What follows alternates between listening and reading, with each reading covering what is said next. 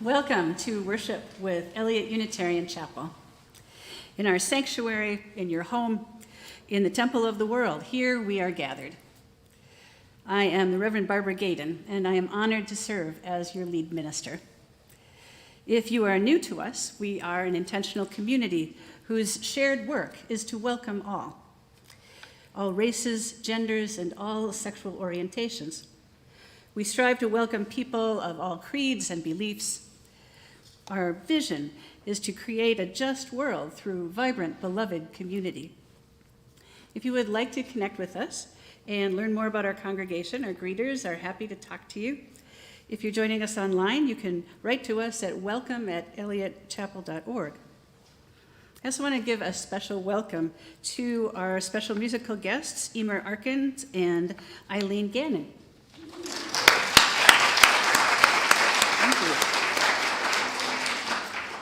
And just to remind you, we're still meeting online at noon for coffee hour by Zoom. And while we're still wearing masks and while inside our building, this today is our first service when we are fully open, no rows blocked off, no reservations needed, just come to church. And if you are, we still require a vaccination if you're eligible. And if you are but a wee thing and cannot be vaccinated yet, you too are welcome. So on April 10, we're also going to be opening the building during the week. It's been a long road, and if things continue like this, hospitalization rates stay about the same low level, and we don't see a huge spike in cases, we will keep going this way, but we are always assessing. Now, after each service today, we're going to have an opportunity to visit with each other. After this service, you can visit with your friends in the coffeeless coffee hour. You can go into Adams Hall. If you would like to stay for the board meeting, you just stay right here in the sanctuary. Welcome, everyone, one and all, to Elliot Chapel. Our opening words are by the Reverend Natalie Fenimore. We seek to be a home for all who desire our company. We seek to make a welcome for all those in search of our good news. Come, little children, teens, young adults, elders, come, families in great diversity. Come to this loving home and safe harbor, but not to find a place to escape from the world. This is a community of engagement and of creativity. We come together to create boldly and dangerously. Let our ears be open to each other's voices. Let our eyes be ready to see each other clearly. Let our hearts be large enough to hold each other's pain and joy. Let our arms be entwined in embrace as we journey. Come, let us worship. And we light our chalice as the symbol of our Unitarian Universalist faith. We light this chalice to remind ourselves to treat all people kindly. Would you please join with me in singing our opening hymn, number 347, Here We Are Gathered, and the words are on the back of your order of service. And rise as you're willing and able.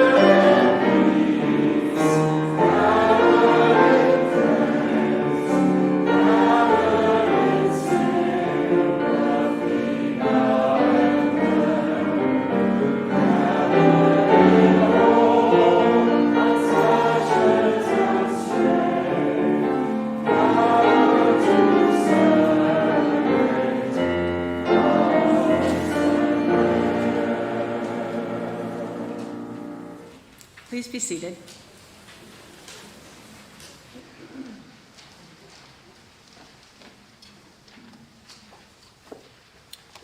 Good morning, everyone. My name is Steve Swift. I have the honour to lead our unison reading of the Congregational Covenant today. As a free congregation, we promise to one another our mutual trust and support, to create beloved community. We promise to be kinder to each other than we have to be, to listen fully to each other with an open mind and heart, to speak responsibly and respectfully, to find ways to improve our church for all members and friends.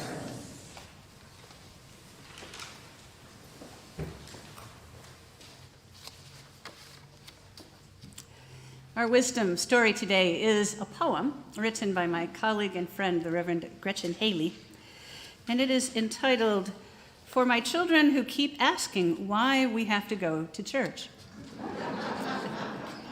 And this is a poem where there are some parts that we get to say some things in the middle.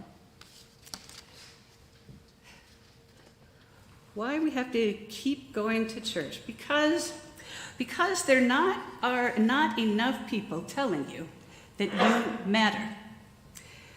There are not enough people telling you that you matter. Not because you are funny or smart or send me the best YouTube video, but for yourself. So let's try that. Let's try saying "you matter" to one another today. Let's say it together. Ready? You matter. Let's try it again. You matter. You matter.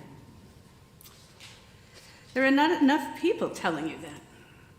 And there are not enough people telling you that you are loved, even when you cannot get up on time or put your socks in, not beside, the laundry basket. And even when your temper gets away from you and before you know it, the whole family is crying. We know that some of these things are true, and yet you are loved. Let's say that now, only this time so that we can really hear voices. I'm going to see if we can say it just a few people at a time all over the room. So let's try that. You are loved. You are loved. You are loved. You are loved. You are loved. So now you know it's true. We are sitting here in this circle on this morning so that you hear someone else say that you are loved beyond belief. Can you say that? You are loved beyond belief. You are loved beyond belief. That's right. So that you feel from every direction that you belong beyond your choosing. There is nothing you can do that will make you unworthy of love. That your life is precious, each breath in and out, precious. Let's try saying that together. Your life is precious. Are you ready? Your life is precious. Say it again. Your life is precious. Your life is precious. We are here to learn how to hold this much love at the center of our beings, to let it be our greeting and our parting, to let it flow from our singing and connect us in our silence. We are here to practice showing up like it counts, because we count.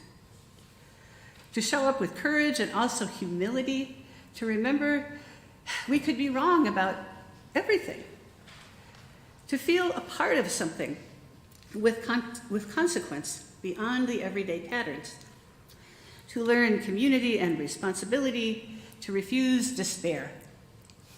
To see people choosing kindness and letting go, and forgiving and being generous. To see people giving away every blessing we receive with gratitude and saying thank you. So let's do that again, one or two people at a time. Let's say thank you. Thank you. Thank you. Thank you. A little bit louder. Thank you. Thank you. Thank you. Thank you. Thank you. Thank you. Amen.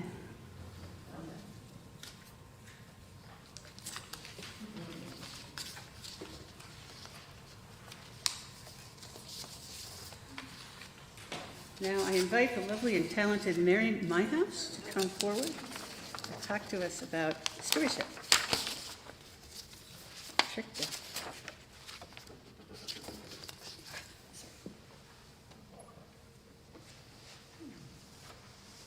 Good morning.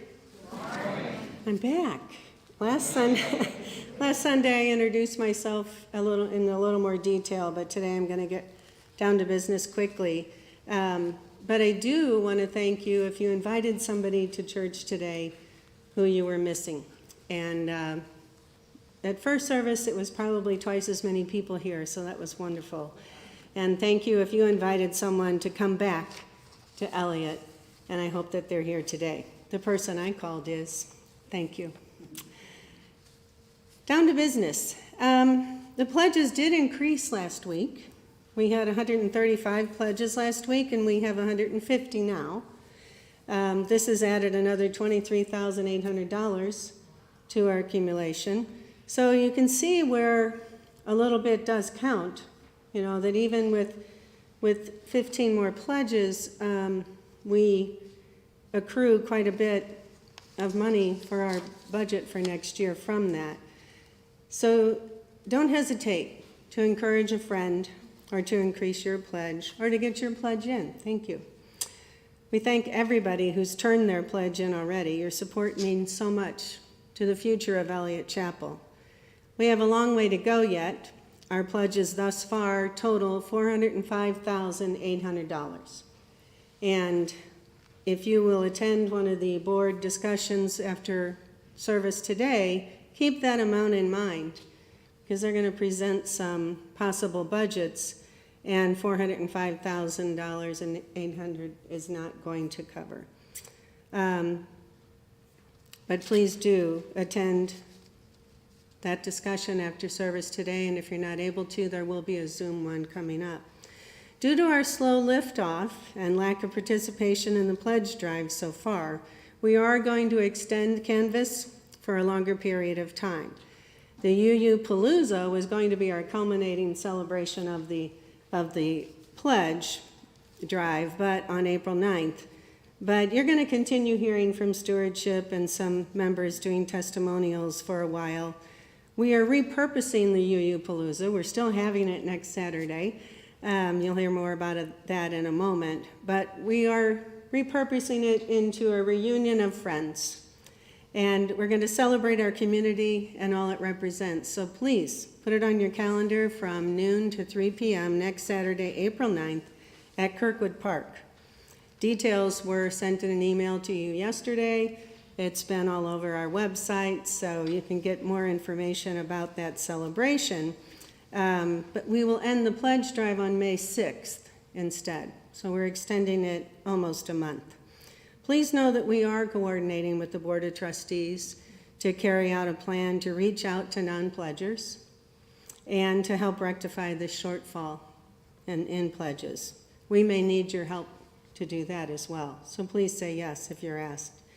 The stewardship team knows how important it is for the church to provide a sense of community for its members. If you think about one thing that you value most about Elliott Chapel, up at the top of your list is probably the people that you've grown to appreciate and love here. So let's all plan to get together at the UU Palooza and party for once. We haven't done that in a long time. Next Saturday at Kirkwood Park in the Lions and the Sugar Creek Ridge pavilions, they're right near the tennis courts at Adams and Geyer, we're going to be gathering for a church picnic, and it's going to be a special picnic. Bring your own picnic and beverages, but we will have toasty hot popcorn from our new popcorn machine, which is going to get a lot of use here at Elliott. The Kona Ice, shaved ice truck is going to come at about 1 o'clock so that you'll have free dessert and you can make a mosaic snow cone.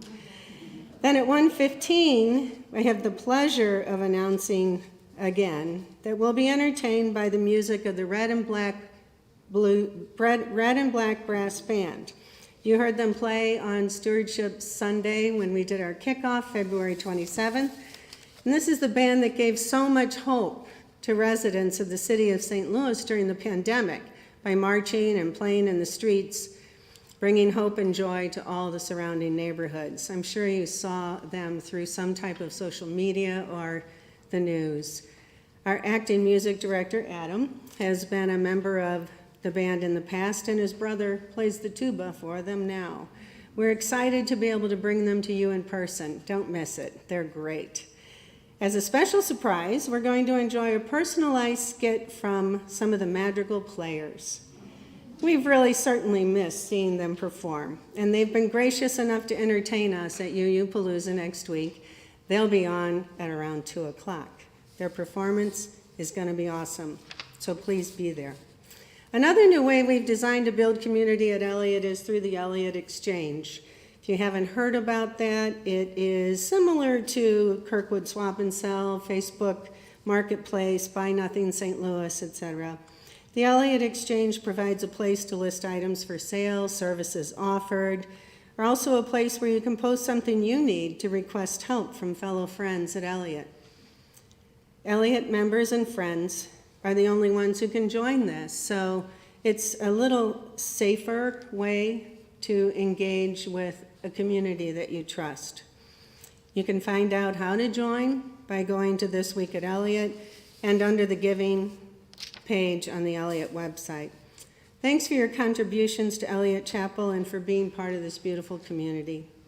Now Steve Swift will grace us with his testimonial of what Elliott means to him. I'll do that at my place. Good morning again. As I said, my name's Steve Swift. My family has been at Elliott since 2018. My wife Holly is a member of the Parenting as a Spiritual Practice group, and my kids, Sid and Addie, attend the RE program. I've been on your board of trustees since last July. My day job is working in crisis management, which normally I manage to keep at work. But we are now at a point of crisis as a church. As Mary said, we have a large projected budget shortfall next year. Please, if you can, attend the meeting after today's service. That will be in the sanctuary, where the Board of Trustees will talk to you in more detail about that and talk to you about some options. While the focus for stewardship is normally on giving financially, I want to talk about belonging. As a former very, very frequent traveller and immigrant, belonging is something I've thought about a lot. My wife is a former Catholic, and I am a humanist atheist. Perfect match there. We came to Elliott with the hope it would be a place where we could both find community and belonging. We found friends and fellow seekers through official and unofficial gatherings, campouts, trivia nights, and backyard get-togethers. A large portion of our time at Elliott has been during COVID. And while I wouldn't give COVID many stars on a rating scale, it was during that time that me and my family truly found community and belonging here. Moments of joy during times of uncertainty and difficulty were made possible through belonging here. I can't imagine what our lives would be like without the friends, who are basically family, helping us through. Now we are moving out of COVID. Woohoo! But we find ourselves with some transitions to deal with. That of searching for a new minister and dealing with financial crisis to move forward. I say to move forward very deliberately. I don't want to say that if you give of yourselves to the church, we will get back to what we were before. Belonging is not a static place of attainment, but a dynamic relationship that changes over time. Now is the time to decide how we move forward. What do we want our church to be? As a community, we have the responsibility and the opportunity to create what we want. That will take time, ideas, tough conversations, and yes, money. Please take the time to learn about the finances today and think about what you want the church to be for all of us moving forward. I'd like to finish with a couple of things. One, this wonderful Persevere t-shirt is from a member at Elliott. And I'm going to finish with a quote by Tokapar Turner from her book Belonging, which I'm borrowing from another member at Elliott. At the very heart of belonging is the word long. To belong to something is to stay with it for the long haul. It is an active choice we make to a relationship, to a place, to our body, to a life because we value it. Even knowing that it may not be all we hope it to be, we are keeping the long view of what is possible, and our life becomes an offering to make it so. Thank you for listening today. Thank you for your pledges, and thank you for belonging to the Elliott community.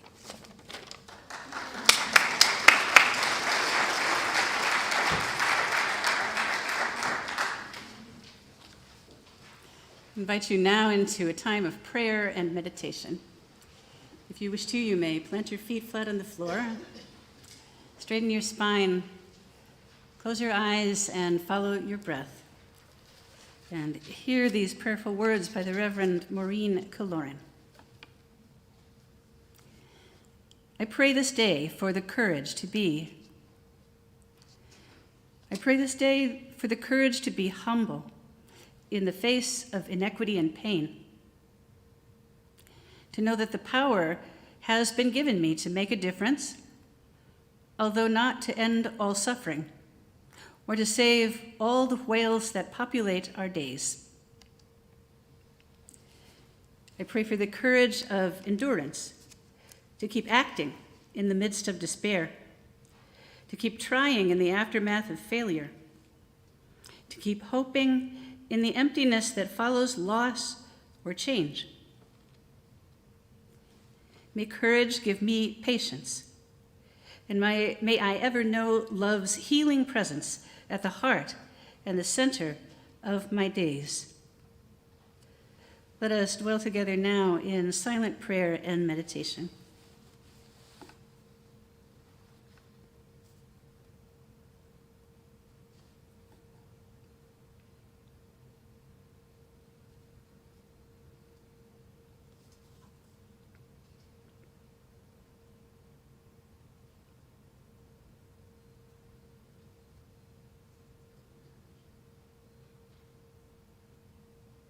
Into this shared silence, I invite you to speak the name of any you wish to hold up for the love and blessing of this community.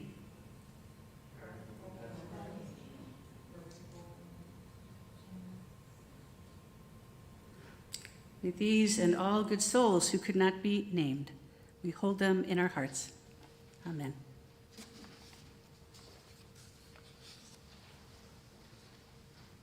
Please join me in singing our hymn, number 103, on the back of your order of service, or 113, excuse me.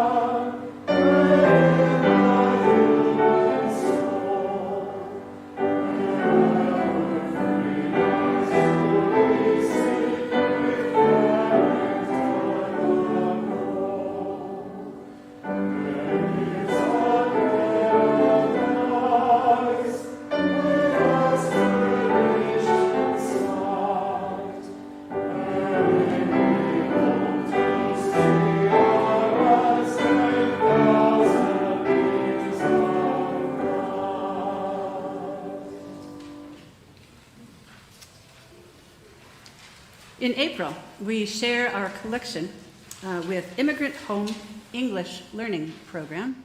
Every month, we split our offering with between our own operations and an organization that aligns with our value and helps us further our mission. iHelp empowers foreign-born adults by providing individualized in-home English language education and tools for navigating our community. iHelp has served over 1,300 students in the last 25 years. If you're here in person, you don't want to put paper into the plate, there's a little square at the bottom right of your order of service. You can give that way. And online, there are instructions on our giving page. What is given in love is received with gratitude. May this church be worthy of your gifts.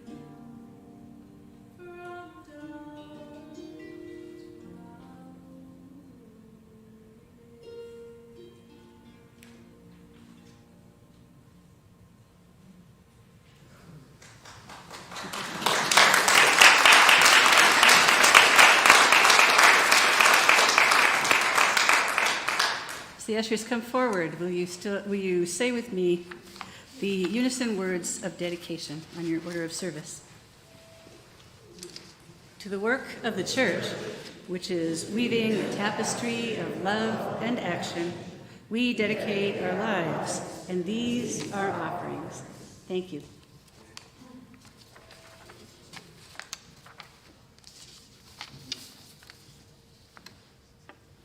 Our reading this morning is a story, a telling of a story from the Buddhist canon.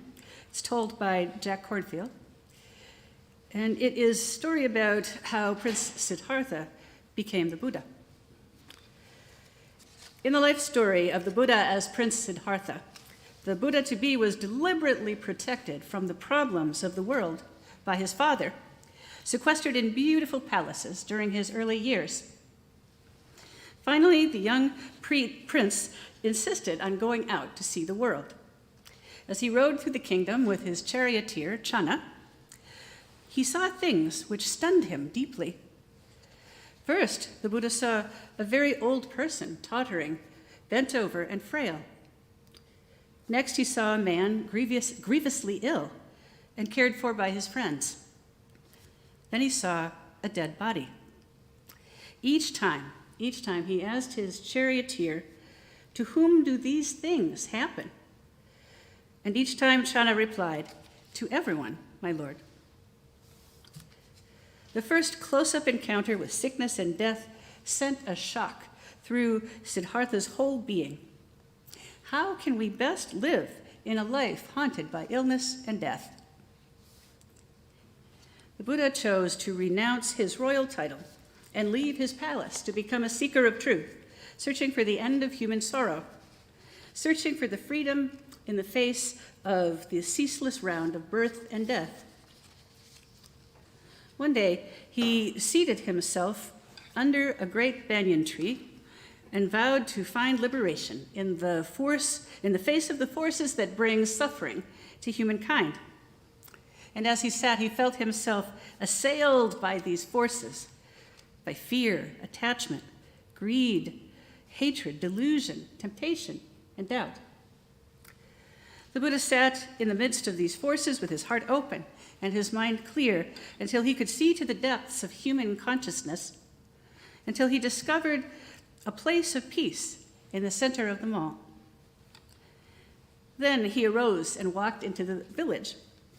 The Buddha passed a man on the road who was struck by the Buddha's extraordinary radiance and peaceful presence. The man stopped and asked, "My friend, what are you? Are you a celestial being or a god?" "No," said the Buddha. "Well, then are you some kind of magician or wizard?" Again, the Buddha answered, "No." "Are you a man?" "No." "Well, my friend, then what are you?" And the Buddha replied, "I am awake. I am awake." So ends the reading.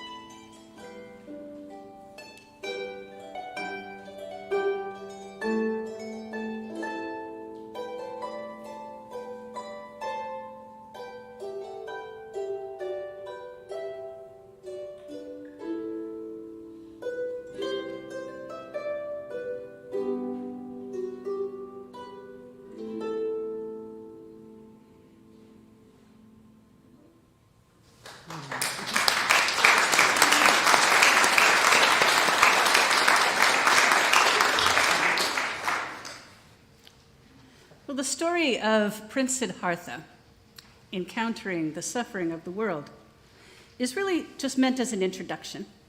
It's an origin story of sorts for Buddhism and its beginnings. And it leads the sheltered young prince to realize that suffering is the nature of life and to sit under a Bodhi tree facing his demons until he emerges enlightened. That's the point of the story. If the story just ended with everyone suffers, deal with it, you wouldn't have much of a world religion. But today, just for today, I'm going to ask us to consider the moment before that happened, before enlightenment came and the great teachings came. When this man was faced with this information that he did not know what to do with. He asks the charioteer, Channa, a brave question: who do these things happen to?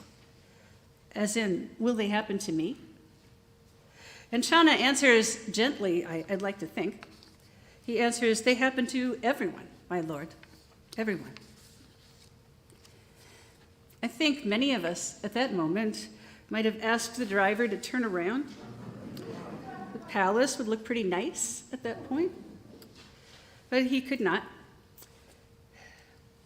And in being confronted with a shock and startling new information, the most basic spiritual choice we have really is whether we are going to open up in love or close down in fear.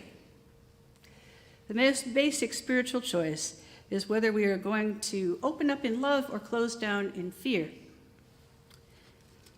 Because there are moments when we receive new information that rocks our world. Let's say you're in a doctor's office. Everything's humming along okay, nothing much to complain about.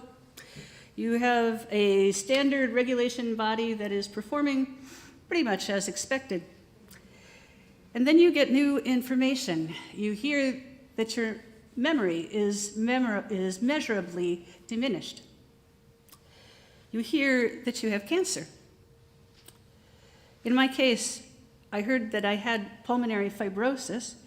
I had been sheltered in my palace for 50 years, so much that I didn't even know pulmonary fibrosis existed. Or you are traveling along in a family that just seems just fine, and you get new information. Your spouse is unhappy. Or they are addicted to something, and they will not get help.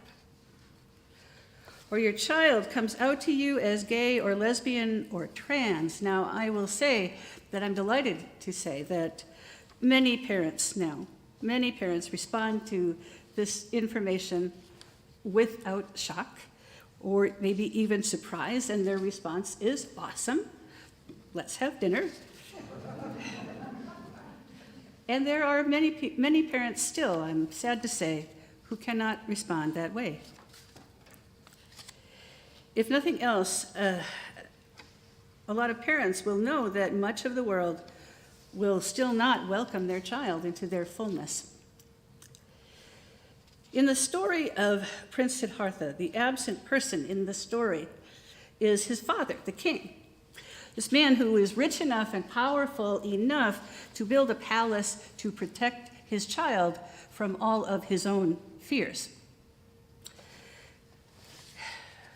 We're seeing this, I think, in these laws that are being passed, silencing conversation in classrooms about things that parents are afraid of. Conversation in classrooms in Florida, and there's a law allowing parents who support their transgender children in Texas, and similar bills in process in other states, including Missouri. These parents building foolish castles with their power and money, cruel palaces. Keep people out, and if they think if we don't talk about this thing that scares me, then I won't have to deal with it. To be a person, to have a body, to love someone enough to create a family with them, at some point will require courage from us. you will receive new information. There will be a change, and you won't know what to do with that. The same is true for a community of people like a church, like Eliot Chapel. I'm thinking of a Sunday morning, not so long ago, November 6th, 2016. You might have been here. To say that results from the presidential election that week took most of us by surprise would be a vast understatement. Many of us were in shock. A candidate with no experience in governing, one that openly espoused values in direct opposition to our own, espousing greed and racism, a man who moved in vast clouds of grievance and blame, who had several charges of sexual assault pending against him, a candidate that had crowds chanting, "Build a wall," to keep out Mexicans who were desperately fleeing poverty and gang violence. And in response to this candidate's political opponent, the first woman nominated by a major party to run in a U.S. election for president, his crowds chanted, "Lock her up." And that was the candidate that won. We did not think it could happen, many of us didn't. Not all of us, I know, not every single person felt that way. But collectively, yes, we were in shock, and I would say trauma. And that week, we held a vigil at this church with only a few hours' notice. 90 people showed up. And that Sunday, it looked as crowded in this sanctuary as it does on Christmas Eve. You came here instinctively. Did you ever wonder why? You could have chosen escape. You could have gone to the movies. You could have gone to the bar. You could have gone out for brunch. I like a nice brunch. But you came here instead. And why was that, do you think?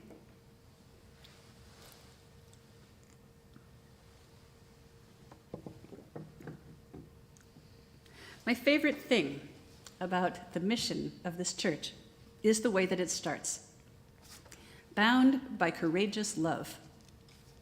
Bound by courageous love. This church is a place where we learn and we practice what it means to live bound by love.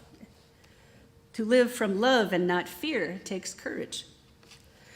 I think that it was no coincidence that you all came up with that wording after we had been a presence on Taylor and Argonne Streets every week since the murder of Michael Brown. It was a frightening time in 2014, waiting for the grand jury decision. In the several weeks leading up to that decision, our church lawn, right out there, became a place of shelter and courage for people who were worried about that decision, people who knew too much about our history as a city and a region and knew that it was not going to go well. And we held all of that as a church. Since then, we've been bearing witness to this. I still can't believe it. Every week for all of that time, since 2014, every Tuesday, we've been bearing witness to something that for many of us was new information, that there was so much suffering beyond the gates of privilege. You wrote your mission statement that next year, just because you had planned to do that. And when you did, you put in that phrase, started with that phrase, bound by courageous love. And in 2016 and 17, the church year, we needed it. There was so much happening. In September, we reconnected with our partner church in Transylvania. 11 of us went on that trip. I see some of you here. Yep. We went on that trip. It was led by Beth Rossau, the first trip of such in many years.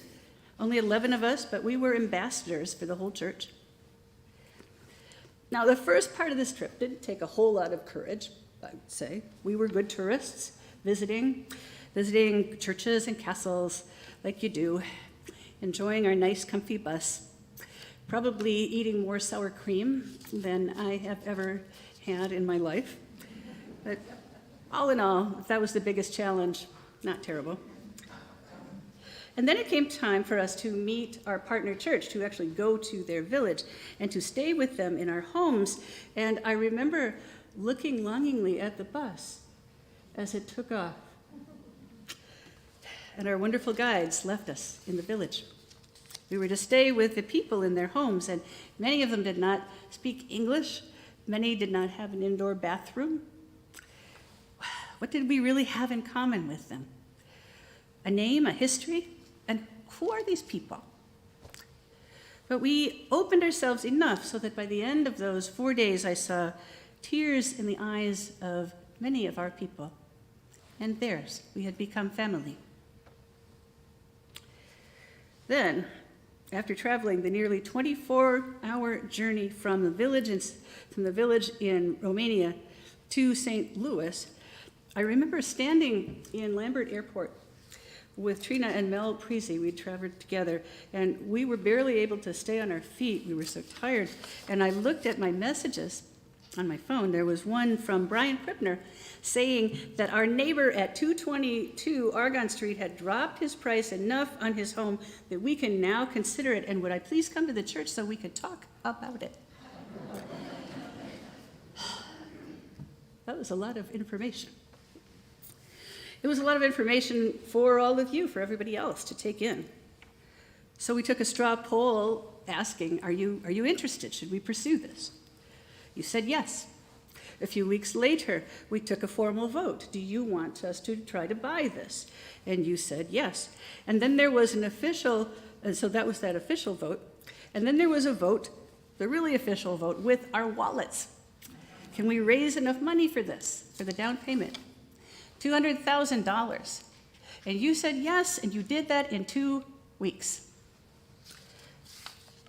Some of you thought we were nuts.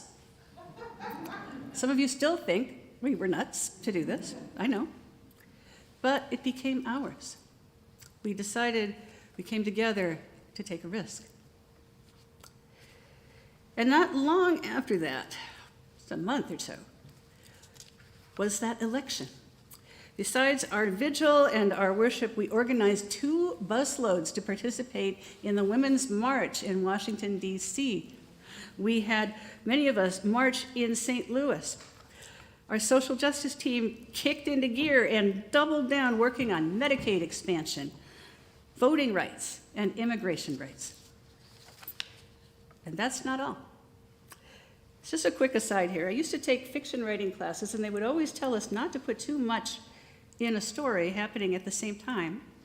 You would confuse the reader and strain your credibility. But we were not writing the story, we were living it. So, at the very same time, we were preparing for congregation-wide discussions about the future of Bergfried, the land that was gifted to us in Hermann, Missouri, decades ago, close to the founding of the church. Now, if you're new to Eliot Chapel, you might not know, or you will not know, what a courageous undertaking that was. This is a subject on which we were, and I will say still are, far from being in agreement. Keep it, sell it, develop it. We were all over the map, and caring so much for many of us that it was painful to hear someone who disagreed. These were not easy conversations to have. And yet, I heard so much courage in each group. People just saying what they felt, saying and trusting each other to hear it. We ended up selling a much smaller piece of land than the board and I recommended. And some were happy with this outcome. Some thought it didn't go far enough. I think it was still courageous work. What helps us to have courage? I think it is to know who we are and why we exist.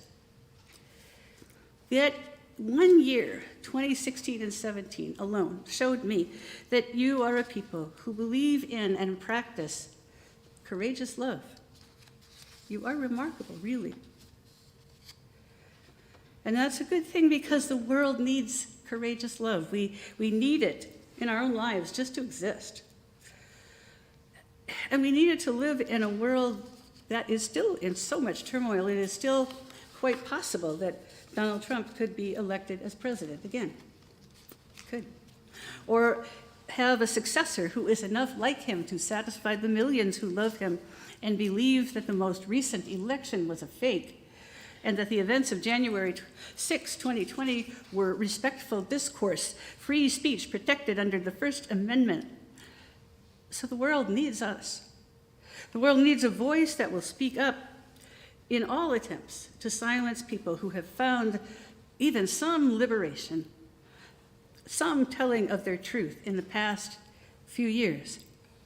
The rich and the powerful builders of palaces in Florida and Texas, people in Florida who want their children protected from learning with respect about LGBTQ people, about their own families, about themselves. We have been sheltered in our palaces, some of us, thinking that there could never be enough public support for a law as hateful as don't say gay. We've come so far. How could that happen?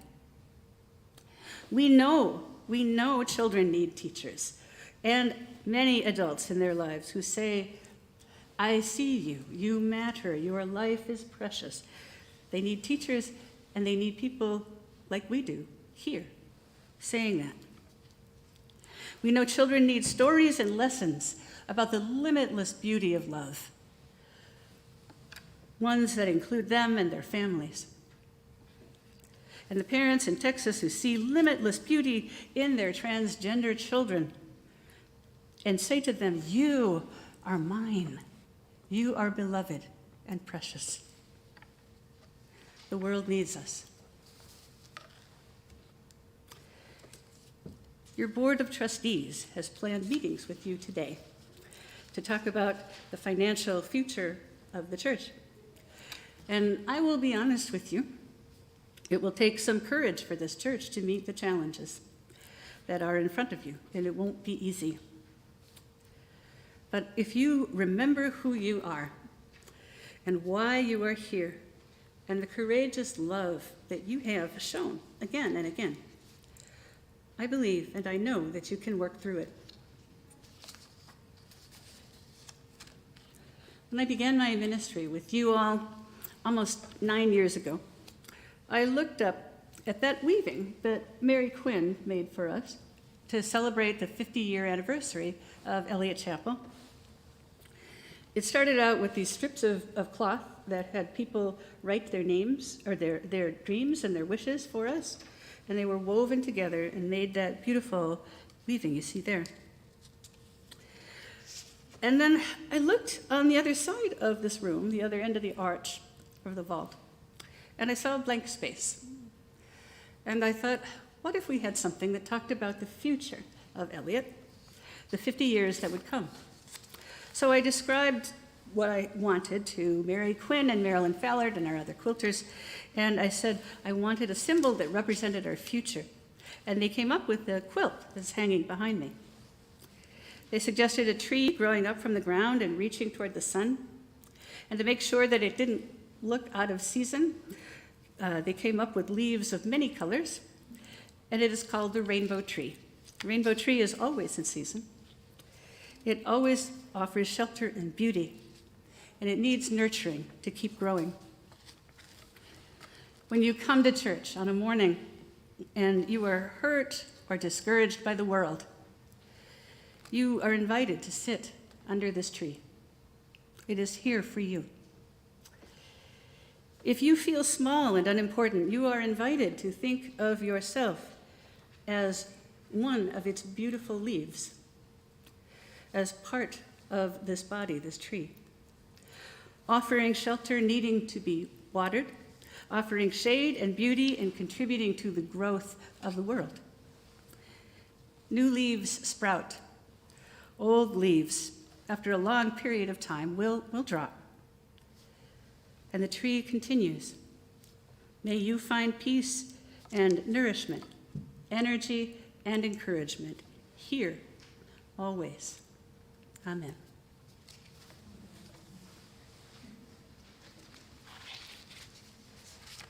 Please join me, if you will, in singing our closing hymn. For all the saints, and the words are on the back of your order of service, number 103. Rise as you're willing and able.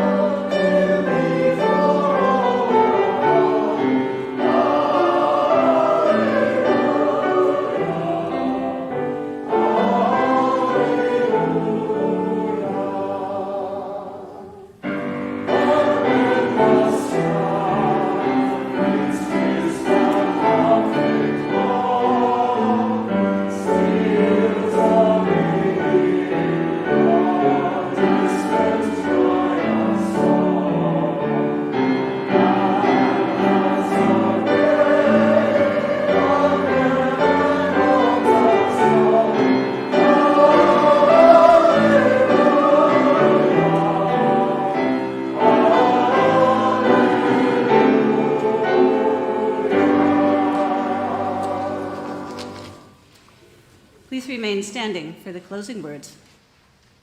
Now may the love which overcomes all differences, which heals all wounds, which puts to flight all fears, and reconciles all who are separated, be in us and among us now and always. Amen. You may be seated.